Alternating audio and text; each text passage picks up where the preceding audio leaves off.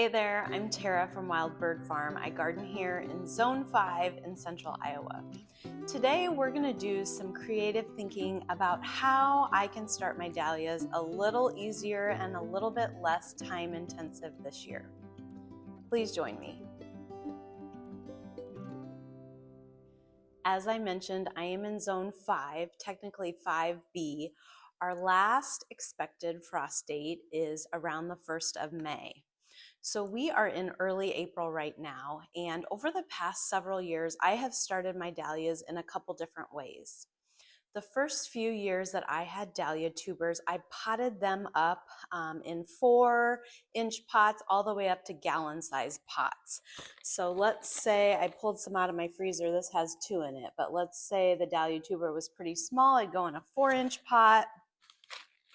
Something bigger might need to go in a gallon pot. And I have a couple stacks, as you probably do too, of purchased gallon pots as well as saved gallon pots. I did that the first 2 years and it works well. What it's doing is helping those dahlia tubers wake up and pre-sprout. So by the time I planted my dahlia plants out, they were anywhere 12 inches high and they were about ready to be pinched. Now, this worked well to get more established plants out into the garden. But as I have grown my dahlia tuber collection, that is not really feasible for all my tubers anymore. Now, there may be a few that I start that way, but it takes a lot of soil and it takes a lot of moving. Like if you have 50 of these gallon pots, to start them indoors and then move them out, to harden them off, to get them watered. It's just a lot of manual labor. And since I am a wild bird farm of one, I'm trying to minimize that a little bit. So last year, what I did, I pulled my tubers out and some of them I didn't have separated. So I went ahead and separated them and then I just left them in this building for a week or two until I saw a lot of the eyes poking out. And then it was probably the first or second week in April. We had really warm weather last year. And I had read that some people planted theirs out a full month before their last frost. So I decided I'm going to go for it. I was seeing eyes. I didn't want them to get shriveled. So I just planted them all out, or at least the majority of them. Then, of course, we got a ton of rain and I got really scared I was going to lose all my tubers. But I had kind of mounded them and planted them a little bit higher in the ground. So I had literally zero loss from all the rain. I thought about it later. I could have definitely tarped the area. My area isn't so large that I couldn't pull a tarp or two over it. If we were going to have a lot of rain like that again, I would probably do that just so I could sleep a little bit easier at night. So that is definitely an option. Not pre-sprouting, putting these suckers right in the ground. So this year we are again in early to mid-April here now, and I really need to get them going. I feel like I'm a little bit behind. I feel like it is too late for me to really pre-sprout them because to get them to any size, I would need over a month. I probably need 6 to 8 weeks, and I don't have that anymore necessarily. I want to get them in the ground in early May. So I kind of came upon what I'm hoping is a good compromise. So I went through my fridge in the house, and I have some video, I'll put this here. But I'm gonna try and do I'm gonna call it a succession planting of dahlias. Now you're not gonna see a huge difference in bloom times probably, but maybe a few weeks, which is what I'm going for. So I went through first my fridge dahlias, and those would be things like I have some wrapped in cellophane like this. I just put those in a plastic bag for kind of easier storage. And then I also have tubs with vermiculite. So when I have enough of a certain tuber, I will label it and I'll fill it with vermiculite. And there's probably 8 to 12 tubers, maybe more in here. So these have been in my fridge. Let's just look at them. This one in particular is Jowie Nikki. So as I was saying, I went through the fridge and I pulled out the ones that are light in color. So for me, I like light colors earlier in the season, and then I like to move to the maroons, the reds, and oranges later in the season. So I thought, since I don't have a huge amount of time to do this all at once, I'm going to start with my lighter varieties, try and get them going earlier. And then I'm going to do a second succession, which just means pulling out those darker varieties maybe in 2 to 3 weeks. So maybe closer around my last frost time, and they're going to go in the ground a little bit later. But since I have my early ones already in, I feel like I'm going to be okay with that. These are looking real good so far, the ones I've seen. So since I'm pulling them out, I need a place where they can be in some sort of soil or soilless mix where they can stay moist, but where they can be eyeing up out here where it's warmer. So when they were in the fridge, they were about at 40-ish degrees, and we're gonna bring them out here to this building, which is about 60 degrees. And then in addition to the tubers that I had in the fridge, I have, let's see, 4 tubs like that one back there with the yellow lid that is also full of like fine animal shavings, some vermiculite, but mostly the animal shavings, and then whole dahlia tubers, clumps that I pulled up. So these I need to do even more work on. I'm gonna have to pull them out, check them out, make sure they look healthy, and then separate them. When I separate them, I have like a diluted solution of bleach and water, and I dip my snips in there, and I have a couple different snips that I kind of rotate back and forth with. Otherwise, you could use like a bleach, like a Clorox wipe or something, and wipe your blades down each time. I've done that before too. So I also, having this thought last year, the 4 tubs that I have of dahlias, that one back there is all the lighter varieties, and I wrote them on the top of most of these tubs. So let me go read this. This one has Sylvia, Chewy, Rose Toscano, and Caitlin's Joy. And then I have a couple more tubs over here. I have one all of Cornell. I think these are mostly darker ones. One of Cornell, and one of Ivanetti, Cornell Bronze, and then there's another one of mixed tubers, which I probably need to dig in there and see what all is in that one. So then I was looking around for what can I put these in with some sort of soil medium where they can stay moist, they don't need to be wet, and I came up with this. So I bought these from Greenhouse Megastore. They have probably over a 1.5, maybe almost a 2-inch lip on them. I bought these for watering, and I've been using one of them. I bought 2. I've been using one to water my seed starting trays from the bottom, and it's working really well. I can put, I think, 4 or 5 of the 10-20 trays in here. It just makes watering go a lot faster for me. But I had this second tray that I wasn't using yet. So when I was looking around, like, am I gonna line maybe crates and put some soil in there? I thought, while this could ideally be a bit deeper, I think it's gonna work for most of the dahlias, because again, they're just gonna be in here for 2 or 3 weeks, and our goal is just to get them eyeing up and getting started. So this one I labeled Darcy. Now I will have to carefully label this. But my plan is, and I did write the names on a lot of these tubers, so maybe we'll be okay there. But I'm just gonna fill this thing jam-packed. I think I'll put a light layer of soilless medium in here. Then I'm gonna layer dahlia tubers, and then I'm gonna cover it up. Now I'm not gonna be taking cuttings from these, so I don't want the eyes showing. This would also be a really, really good way if you wanted to take cuttings of a lot of different dahlias to do that. So let's see, for example, this one's Darcy, and I can see the eye right there. Can you guys see it? So this one, I think they're gonna push pretty quick. So I don't anticipate really needing to use this more than a couple weeks. So I think this will be a pretty good short-term solution. So as I'm pulling these out, I'm just gonna look and see if I can find an eye, just make sure the tuber feels firm. Some of them are gonna be a little bit wrinkled, a little bit shriveled. The ones in the fridge are probably gonna look, for the most part, pretty good. See, this one was a little bit more damp, but still looks good. So what I think I'm gonna do, I'm gonna re-angle the camera here so you can see a little bit of what I'm doing. And we're just going to get started. This is an experiment this year, but again, I am looking for simple ways of waking up my dahlia tubers. I don't have a lot of time to mess with them. I want to touch them once, get them started, and then the next time I mess with them, outside of maybe misting them a little bit, is to put them in the ground outside.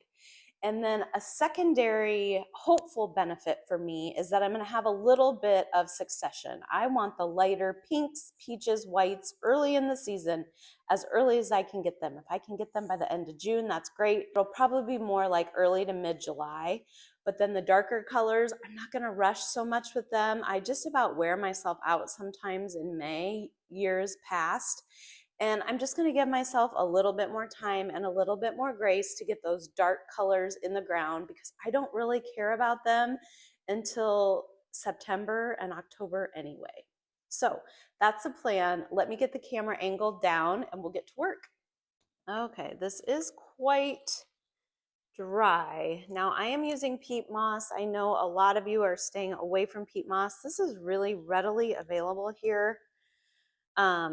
So I'm just using up the bag that I have, but it was pretty dry. I think you could definitely do this with a seed starting or planting soil mix. Either of those would work. But I just wanted to add a little bit of moisture in, not so much that it'll rot the dahlias. And then what I did was I put the name of the tuber. We're going to kind of have to see how it goes. I may end up having to chop those down a little bit. And then, can you see this? Yes. I'm just going to nestle these in, and I'm going to do it close together because, again, they're only going to be in here really to eye up. And I guess if I know where the eye is, I could kind of have that pointing upward, kind of like how you would plant it if you were putting it in a pot. Now I may have a few more Darcy's that I need to split. So I do need to kind of organize myself a little bit. I think I'll leave the rest of this open right now and then start like on, I have quite a few Wizard of Oz's. So maybe get those going here.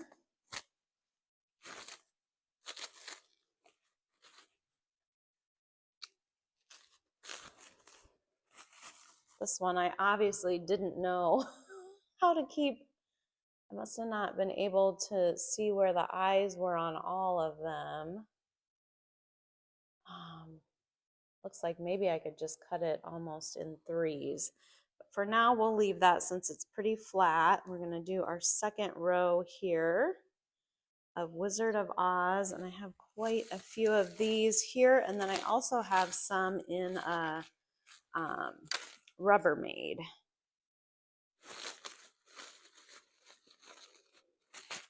I really liked this one. This one is a light pink. I don't know if I'm going to be able to find any pictures that I took, but if I do, I will put them on the screen. But of course, tubers come in all shapes and sizes. This is just a little guy. Now I have found great success with either the saran wrap method in the fridge or just the open tubs with vermiculite covered up in the fridge. Both of those work the best. Now all of these that have been out in the shop all winter in the tubs, those are going to be maybe a little bit more shriveled, but I did check on them and they look pretty good. All right, here's a flat. This is all Wizard of Oz in here. Let's add a, let's see how they look. Oh yeah, looking real good. These must have been a little bit tough for me to divide. Some of them I have some funky. Here's another one.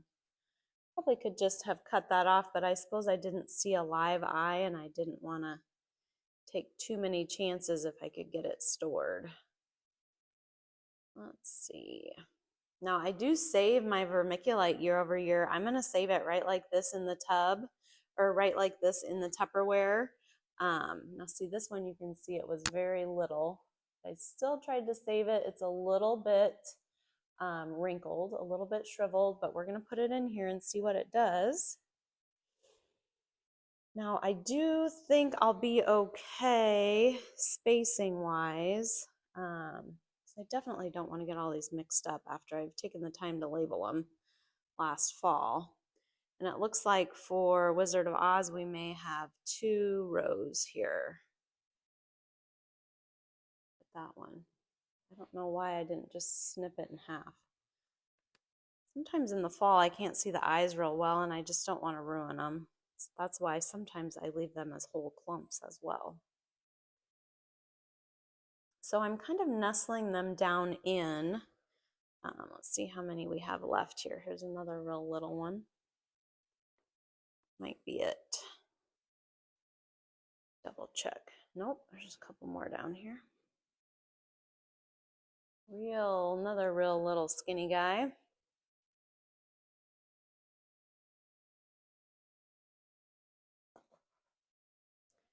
Okay, see if that's it.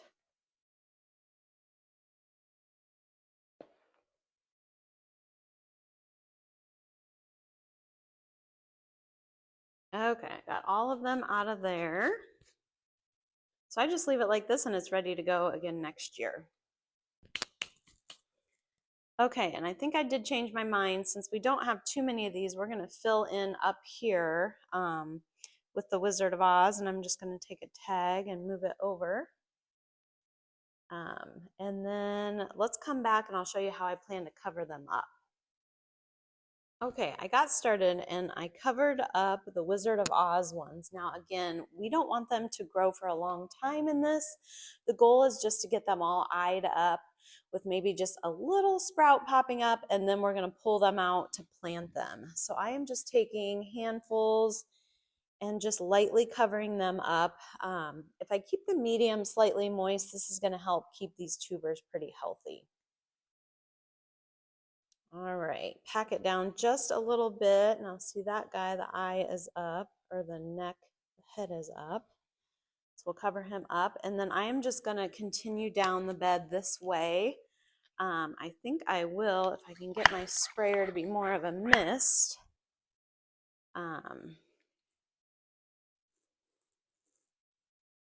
It's the opposite of a mist. I'm going to come, now I am going to take my sprayer and just lightly spray the top, medium again, definitely not soaking it too much. And then if anything pops up, I'm just going to cover it up.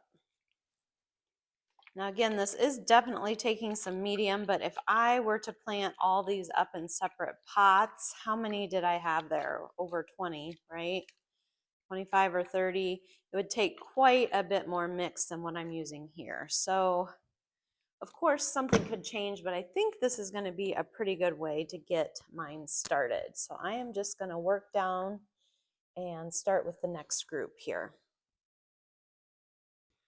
Let me know what you guys think of this idea and how you're starting your dahlias. Maybe you have yours already potted up and well on their way, or maybe you're just sticking yours straight in the ground. I think there's a lot of ways that can work really well, and you just have to look at your specific situation. So let me know your favorite way below. And I also want to mention this video and the one about under the April grow lights. There's 2 videos that I will be taking comments off of to enter you for the gift card giveaway. So my channel reached 3,000 subscribers, so we are doing 2 $30 gift card giveaways. These can be used for anything. You can get yourself new garden gloves, snips, soil, seeds, anything gardening or non-gardening related. All you have to do is like this video and leave me a comment. I am gonna grab everyone's handles off the comments that you leave on either this video or the video about under the grow lights in April. And if you leave a comment on each, you'll be entered twice. So go ahead and do that. I think the odds of winning, since there's a couple of gift cards, are pretty good. I will see everyone next time.